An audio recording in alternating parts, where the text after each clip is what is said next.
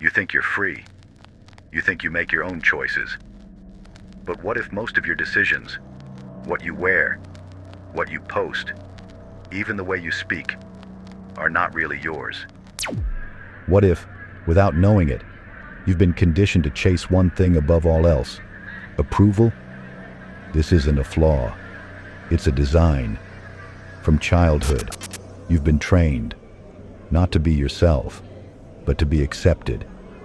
Every reward, every compliment, every punishment taught you that who you are is only as valuable as others say it is. And it worked. Because now, even in silence, your mind whispers, will they like this? Will they accept me? Will they see me? But here's the thing no one tells you. You don't want connection. You want validation. And that's not the same thing. Think about how early it started. You were a child, and the first time you acted out of instinct, maybe too loud, too quiet, too different, someone corrected you. Not because you were wrong, but because you didn't fit. And over time, you learned something dangerous. Conformity gets comfort. Authenticity gets punished. You were rewarded when you behaved, ignored when you didn't. So you adapted. You became a shapeshifter, learning to read the room, to smile at the right time, to stay silent when your truth didn't match the crowd.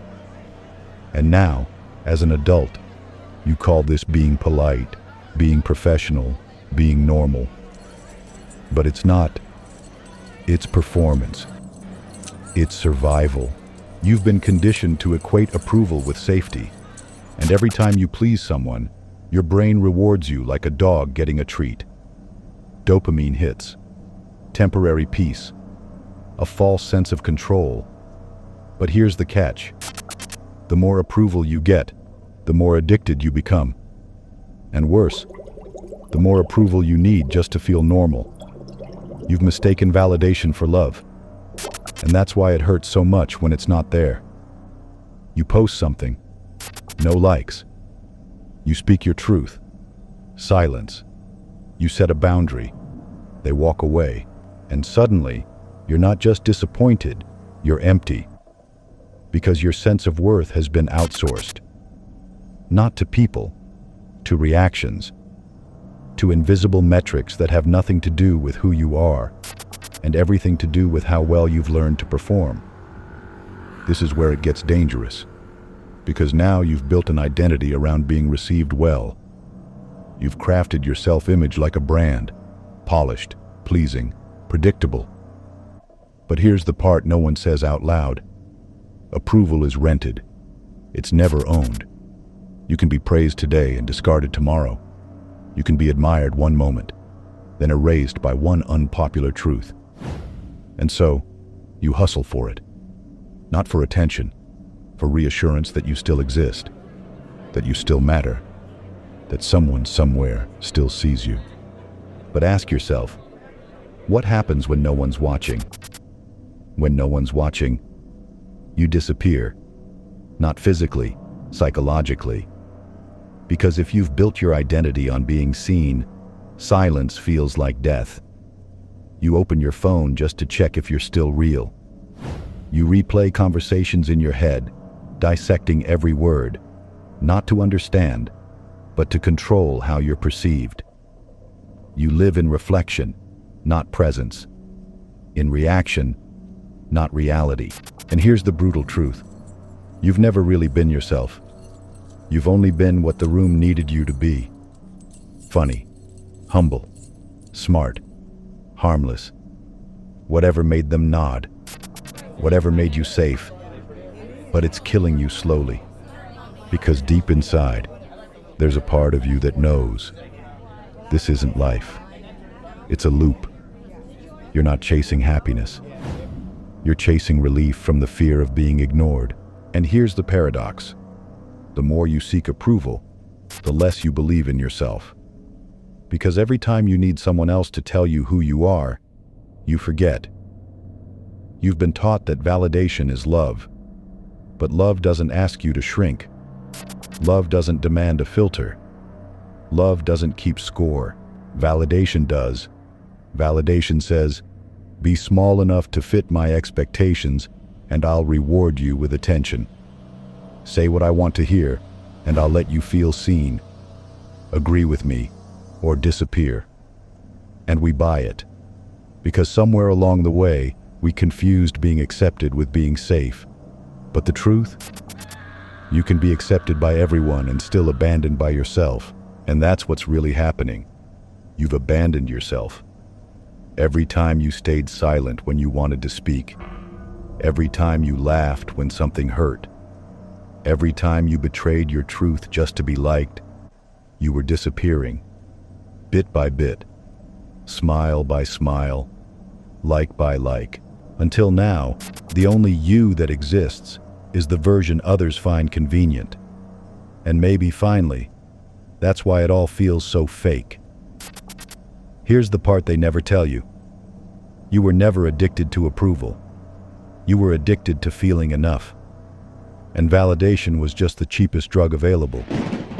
It gave you a quick high, a like, a nod, a compliment. But it wore off fast. And every time it did, you needed more. But here's what they didn't teach you in school, in relationships, or in life. Your worth isn't supposed to fluctuate with someone's attention span. It isn't meant to be a democracy. It's not a vote. The world will never agree on who you are. Some will admire you. Some will misunderstand you. Some will resent you, just for existing differently. So if you keep outsourcing your value to people who are still figuring out their own, you will never feel whole. That's not confidence. That's captivity. And no amount of applause will ever silence the part of you that knows this isn't freedom. So what now?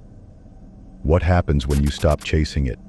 The likes, the nods, the safe silence that keeps you liked but never seen. At first, it feels like withdrawal. You'll post something and resist checking.